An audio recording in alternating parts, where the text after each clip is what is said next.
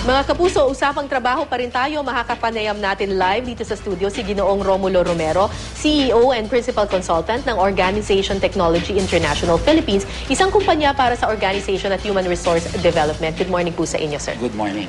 Okay, sir. I'm sure marami kayong nakausap na aplikante para sa trabaho. May pagkakaiba ba yung mga aplikante ngayon compared to in the past?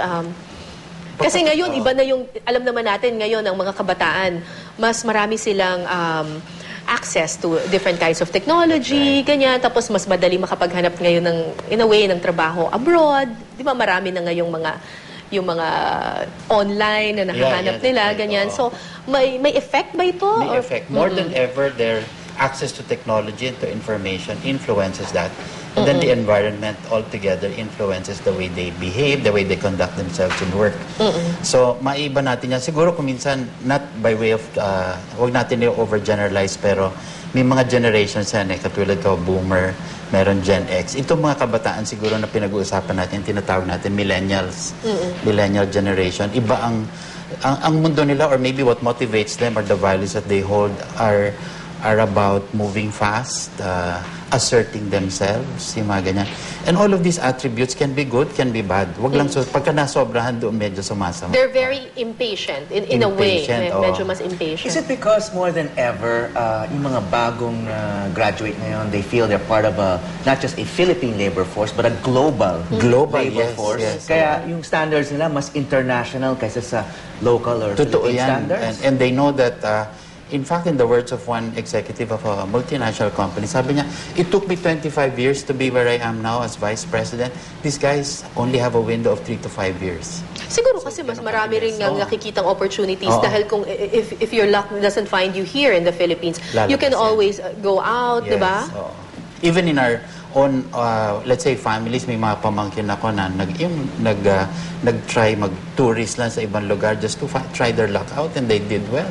And it's siguro it's a lot easier to find the available jobs, no? Because of the internet. No? Dati, paano ka ba naghahanap ng trabaho? Classified ads, network ng magulang mo or yung mga kaklase mo. But now it's much more global. Kaya kung wala ka mahanap na local na magandang trabaho, pwede kang, actually, hindi ka na kailangan umalis ng Pilipinas, no? To earn in dollars. Kasi we know a lot of people who are working out of their bedrooms. That's right. Basically, in front of their computer screens, taking care of their children at the same time and earning fairly well. How common are those jobs now? Very common. In fact, as we speak now, my eldest daughter has that kind of job. Nasa bahay. Nasa bahay lang. Nasa okay bahay naman lang. ang kita niya. Okay naman ang kita niya. Ano naman ang skills para makakuha ng ganung trabaho? Organization communication. So, it's all about being able to project organizations well to the world, to the globe, yung ganyan. So, tama bang sabihin na dahil mas equipped ngayon ang mga kabataan, in a way, parang mas empowered sila kasi maraming technology sa kanilang mga kamay, mas madaling maghanap ng trabaho? Mas madaling maghanap ng trabaho at the choices are wider. In fact, maraming trabaho ngayon, wala dyan 2 or 3 years ago. People are doing jobs na, talaga, yan bang ginagawa mo? Magugulat ka na lang na meron palang ganyan na trabaho. Pero bakit? Bakit ang taas pa rin? Ba't wala pa rin trabaho? I mean, mataas pa rin ang unemployment. Marami pa rin walang trabaho. Marami pa rin walang trabaho. There is always the fundamental mismatch of skill and available jobs. Pero I think the good news on the horizon is more and more, because of the world we live in, the new technologies, the new dynamics involved, marami mga trabahong na-i-invent in a way or na-i-evolve that will align to the skills of our youth, to yung what motivates them. Meron kami tinatawag sa recruitment na rule of thumb. Kung gusto mo there's no perfect match, but if you want to avoid the risk of a wrong hire or being in the wrong employer, 3 things. Think of can do, will fit. Do you have the skills to can do the job? Tapos, hindi lang yon, hindi lang kaya mong gawin yung trabaho, pero gusto mong gawin yung trabaho. Then, pangatlo, babagay ka ba doon sa environment ng organization? So, yan ang malaking bagay sa youth natin ngayon. Kung minsan, nandun yung can do, yung will do, pero sabi nila, environment, para nakaka-stifle, wag na lang. Alis na lang ako dito, lipat na lang ako, maghanap na lang ako na iba. So, yung irony ngayon ay maraming unemployed, but on the other side, there are some young people in the job market who have so many options dahil sa kanilang skills. Yes, yes. So ang sinasabi mo, siguro kailangan, it's not that there's a lack of jobs, may lack of skills doon sa malaking sektor ng ating populasyon. Doon sa malaking sektor.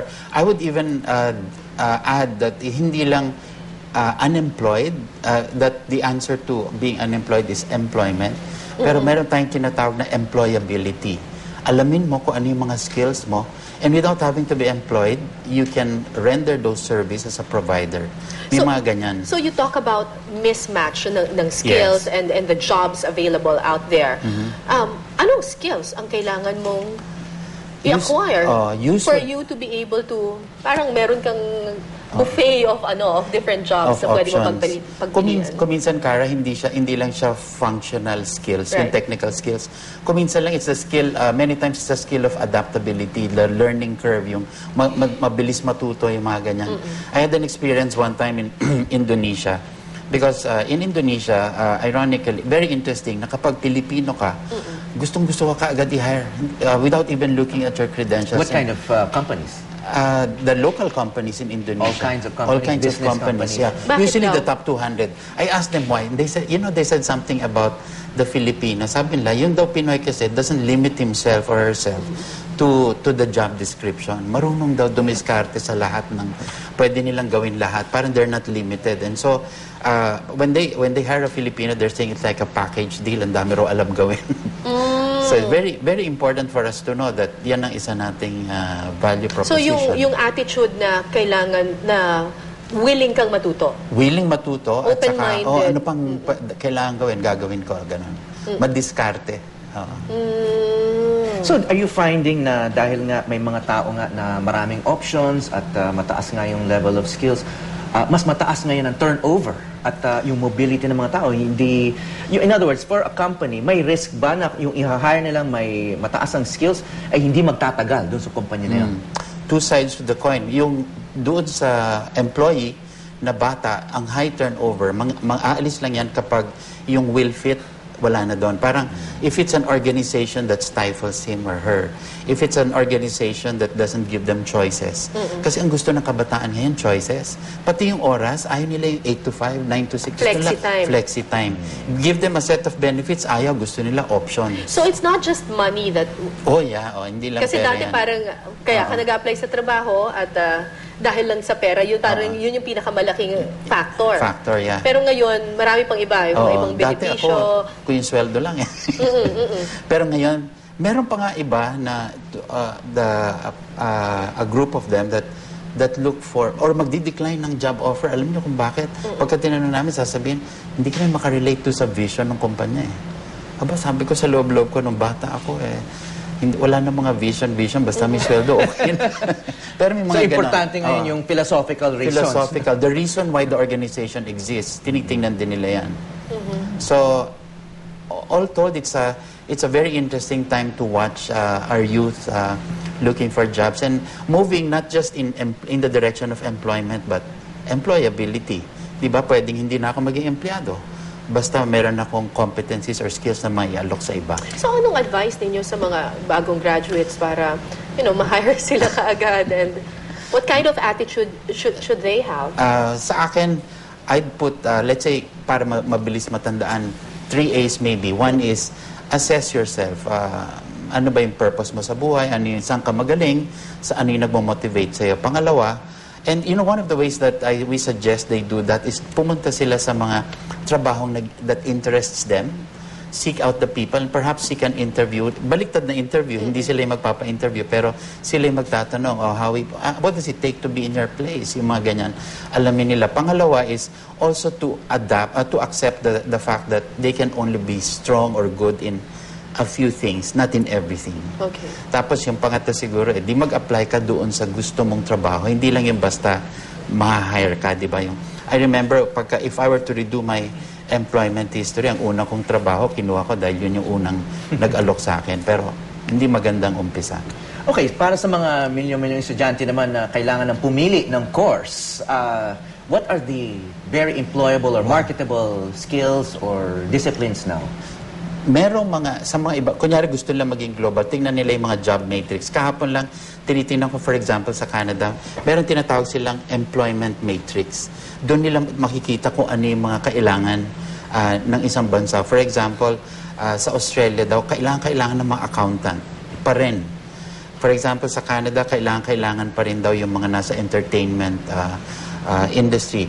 Aside from food servers, nandyan yung mga casino dealers. But that's for those who want to go overseas, or they can get those jobs in the Philippines. They can get those jobs. Kasi may outsourcing naman na accounting. That's right.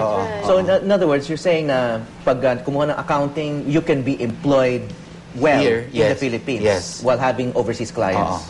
At saka, siguro at the end of the day, tingnan mo kung saan ka nababagay. Kung kahit na yan yung uso na trabaho o yan yung maraming trabaho, kung hindi ka naman magaling sa math, kung hindi ka naman magaling sa... Di ba? I-assess mo muna what your skills are. Kasi you will never, kahit gaano pa kauso yung trabaho niyan, hindi ka magtatagumpay dyan kung wala kang enough skills and talent for that. Oo, that's right. At saka, yung sa sinasama Kara na assessment, sa internet ngayon, katakot-takot ang assessment instruments na libre naman. So, makakatulong na kunin nila yan, assessment on their skills, on their competencies, and what will motivate them. Last question, job interview tips. Do you interview a lot of applicants for jobs? Yes. Okay. So, who are the most likely to get jobs based on your standards? Siguro, unahin lang natin, just to remember, the job interview is just to get through the facade of the person. So, yung alam ng tao na best foot forward. So, in the job interview, be as natural as possible. And kung hindi mo alam, sabihin mo hindi mo alam. And then just basically speak about who you really are and what you know. Alright. Maraming salamat po sa inyong panahon. Ginoong Romulo Romero, CEO and Principal Consultant ng Organization Technology International Philippines. Maraming salamat, sir. Thank you very much.